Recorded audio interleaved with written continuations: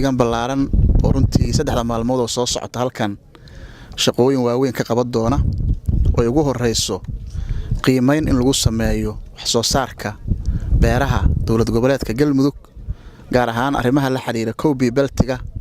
ama cuntooyinka sida digirta iyo waxyaabaha la xiriira oo gobolkan uu yahay meelaha uu ku horeeyo xagga dalag ahaan uu ku horeeyo iyo sidoo kale diyaarinta istaraatiijiyadda sumaha iyo arrimaha la xiriira oo lagu tababari doono dhammaan stakeholderska ama daneeyaasha beeraha iyo beeralayda. halkani waa Hirshabelle TV.